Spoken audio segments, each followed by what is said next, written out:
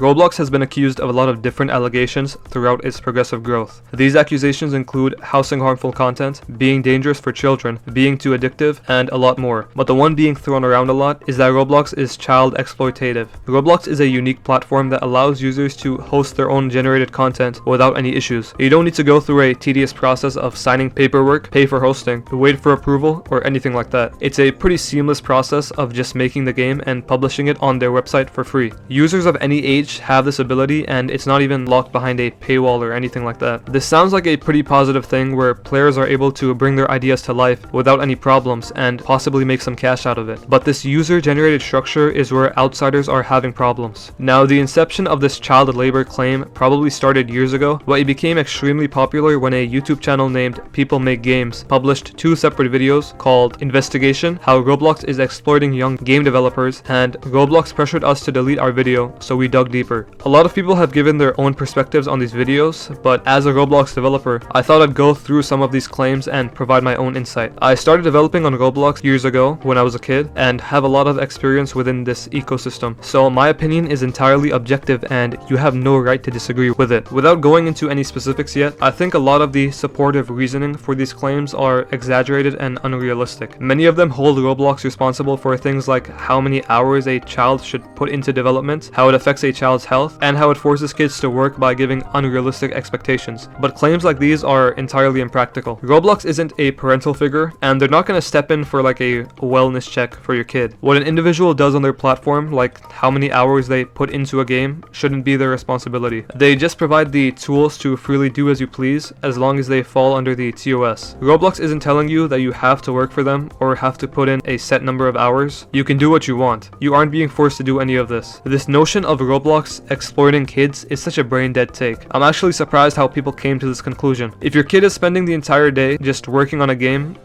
tell them to stop, maybe? Where are the parental figures in all of this? That's like telling YouTube to step in if a creator is spending too much time making videos. Similar to YouTube, Roblox provides the necessary tools to create and profit off of said creation. Roblox isn't liable for checking in on the millions of kids developing. That's a parental responsibility. You can make the claim that Roblox should give parents the tools to set a maximum number of hours a day or week that their kid can develop, but portraying Roblox as a child exploiter through claims of them not looking after a kid's health is pretty dumb. With that being said, let's get into the video. Starting off with the first video, published on August 19th, 2021, it opens with a description of Roblox's overall by the user for the user structure, but soon transitions to the hidden negatives within said structure. I'm not going to go through all of the arguments because things like Roblox taking away a percentage of revenue is a pretty normal practice in online marketplaces. You're free to have issues with these systematic things Roblox has in place, but I don't think arguments like these really solidify the child exploitation narrative. The first few points I want to discuss are that the developers are mostly kids, the developers treat it as an actual job and not a hobby, and no one is looking after the developers' health. The first is a true claim, since Roblox's main demographic is children, and their branding serves to entice children into playing and developing games. So with its appeal being for kids, it's going to ultimately attract kids. Now, the kids viewing this as a job and not a hobby is something I understand, but it's not really Roblox's responsibility. I'm gonna be saying this a lot, that this stuff isn't Roblox's responsibility, because the majority of allegations put false blame on Roblox. Think about it like this: if you're Roblox in this situation, what are you exactly meant to do? Do you explicitly tell kids every time they log in that, "Hey kids, this is a hobby, not a job. Go touch grass"? Literally, what are they meant to do? If a kid has a perspective of it being a job, that's their fault. I'm thinking how this is even a point, honestly. Like, what are they trying to say here? When I was a kid, I would also spend hours developing and creating games on Roblox. I was tired and felt exhausted too, but that's what I decided to do. No one forced me to do it. Similarly, these kids are making their own decision to do so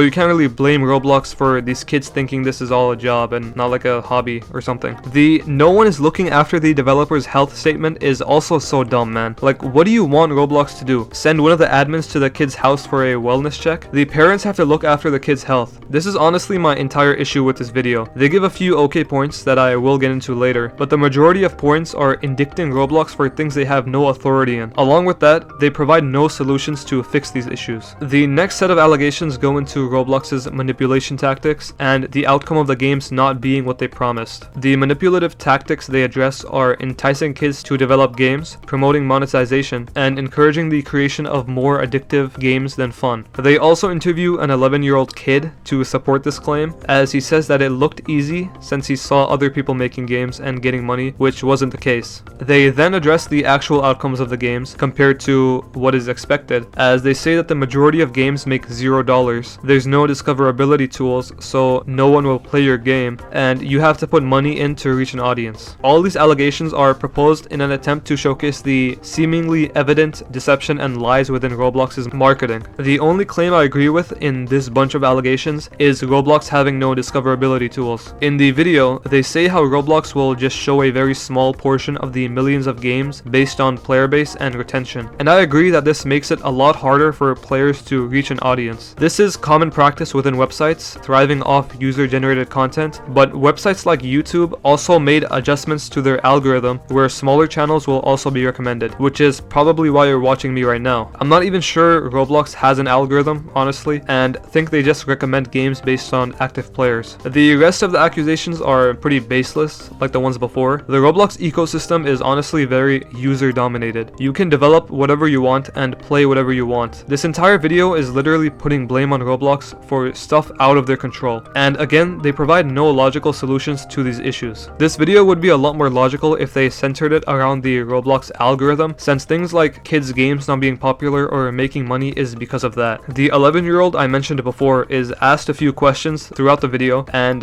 sorry if I'm being rude, okay? I'm a nice guy, I swear, but this kid is honestly just whining. The kid says how he worked like tirelessly on a game and he made no money and no one played it, but I'm gonna be honest, okay? The game probably wasn't that great, and this guy expected it to blow up instantly because of what he saw. That's not how it works, buddy. The guy's 11 years old. I doubt the game was anything crazy. That's all I have to say about that kid. So this first video ends by comparing Roblox's currency, Robux, to an old 1900s mining currency called Scrip. Scrip was basically this alternative currency created for specific communities and wasn't acceptable as a substitute for real currency. Scrip was mostly used in the mining market, and the rate to exchange it with actual currency was pretty low. So you were essentially paying the money given to you back for goods and services to the people who gave it to you in the first place. This is a pretty valid comparison, but in relation to Roblox, Roblox created Robux as their specific currency. The video, again, doesn't provide any solution to this problem. I don't know if they want a real currency to replace Robux or remove the currency system entirely. The only solution given to all of these problems is by a guy they interview in the video, and he basically says how Roblox shouldn't allow people to sell stuff within their games. But then what's the point? I guess you could work on the games for fun, but if there's no profit incentive, then why would anyone do it? I have nothing against these guys that people make games. I support, you know, journalism and stuff, but these outsider casual boomers literally have no idea what they're talking about, and they give no resolution to any of this. The platform literally hosting their video is a user-generated website with algorithms, uncertainty, false hope, and all the other stuff they accused Roblox of, but that's perfectly fine. Why? Because they don't explicitly target kids? According to this article on Business Insider titled "American Kids Want to Be Famous on YouTube and Kids in China Want to Go to Space" survey, it literally states that the top choice for kids in the US and UK is wanting to be a YouTuber. The study is from 2019, so maybe the numbers fluctuated a bit, but it's probably around the same somewhat. I'm not trying to glaze Roblox here. I honestly just think this video is attempting to shift as much blame on Roblox as possible to persuade people into believing this narrative that they exploit kids or something. Now, the second video further discusses these accusations and was uploaded on December 13th, 2021. There's a section of the video talking about Roblox's unregulated managers, and admittedly, this video does provide a lot more solid points. The main issue they bring up is the process of working for someone on Roblox. This is usually done off-platform, where you'll discuss with the employer your tasks and payment. This whole thing is a really shady process, and Roblox has no involvement. If you're a kid, it's probably not a good idea to talk to anyone off-platform, and you can easily be tricked into doing more work than you're being paid for, or not being paid at all. I agree with people make games about this, and think Roblox should make an on-platform communication system where developers can talk to each other. I know they have the Talent Hub, but that's not too great, honestly, to talk to other people.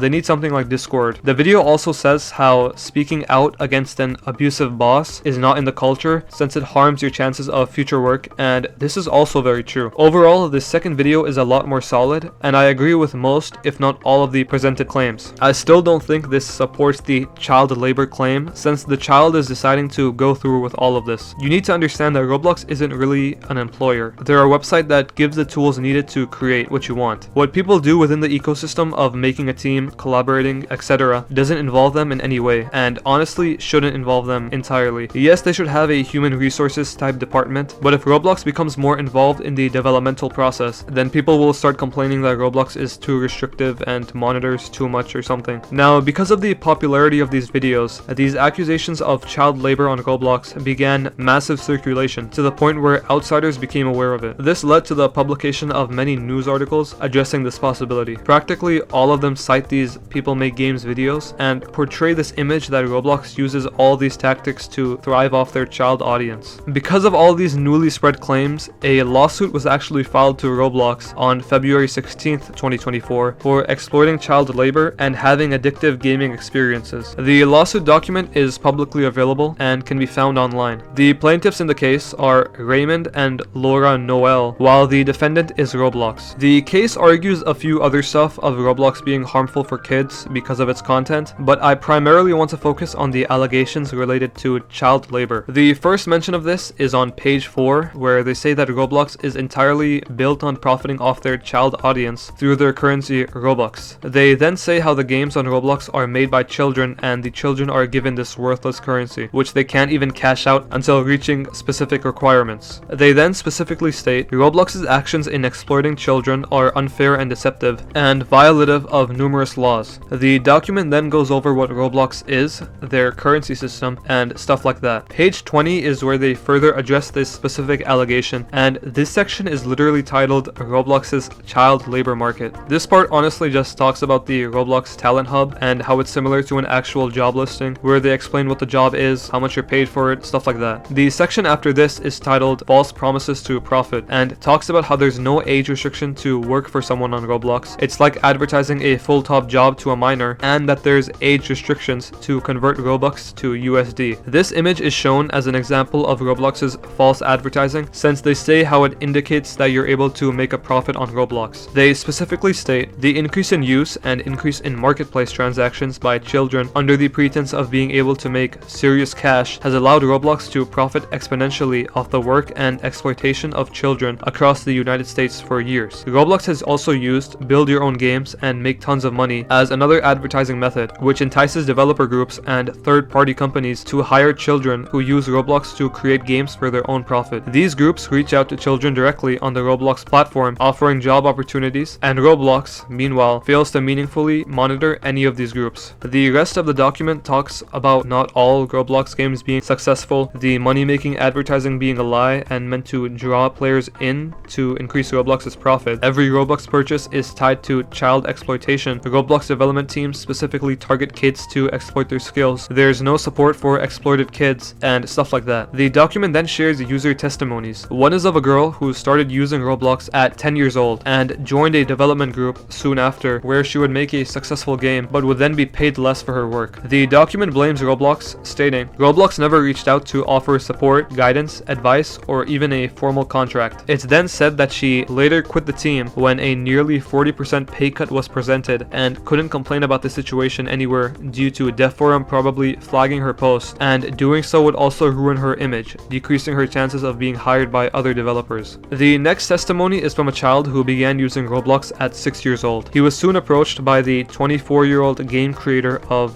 Sonic Eclipse Online to be a programmer. He says how the work affected his mental health and how his colleagues wanted more and more out of him. He states how he didn't reach out to Roblox because even then I knew how unhelpful they were for their developers. Things like developer credit and fair pay just aren't their problems to deal with, I guess. The rest of the lawsuit is the boring legal stuff like state law. Like, who cares about that? The document ends with the plaintiffs asking for costs of damages and for this to be a trial by jury. Before we move on, I do want to address how talking out against a developer ruins your chances of future jobs. This is a thing that frequently happens and has probably happened to me in the past, but again, this isn't Roblox's fault or responsibility. This is a common occurrence in the job market where talking bad about your employer will probably make it less likely for people to hire you in the future. They don't want someone who vents and talks about their past experiences. They want someone who has a clean slate and would like to work, you know? They don't really care. And where does Roblox come into play in all of this? I mean, do they want them to be able to vent and like tell developers to hire people who vent? I don't really understand what they want Roblox to do in this situation. But yeah, this entire lawsuit honestly just brings up claims presented in the People Make Games video. It's like they watched the video and wrote up this court document to earn some cash out of it. Allegedly, of course. There's no update on this case so far, as it's only been 3 months since its filing, so I can only speculate on what I think the outcome can be. I'm not a lawyer or anything, and I'm just looking at this entire thing based on ethics and the reality of how Roblox operates through my own experiences. Roblox is a giant corporation that provides the user with the necessary tools to create whatever they want and also possibly earn a profit from it. The only possible outcome I see because of this lawsuit is a new way for developers to communicate, a change with Roblox's algorithm, and maybe a shift in Robux value. The plaintiffs don't even share any personal experience with the alleged child exploitation tactics in Roblox. The most I can find in this lawsuit is where it states, had plaintiffs and putative class members known that the Robux they purchased would be used to support a child exploitation and allow Roblox Corp, the company taking advantage of its young users to continue growing their profits at the expense of its young users, they never would have purchased Robux as they did, which isn't something I think the court will be swayed over. Again, I think these claims would be more suitable if the case revolved around Roblox's non-existent algorithm, which doesn't allow smaller games to reach an audience. So we don't know where this case will go, but we actually got some comments from people at Roblox regarding it. According to this article by PC Gamer, Roblox studio head Stefano Corazza states in an interview with Eurogamer, you can say, okay, we are exploiting,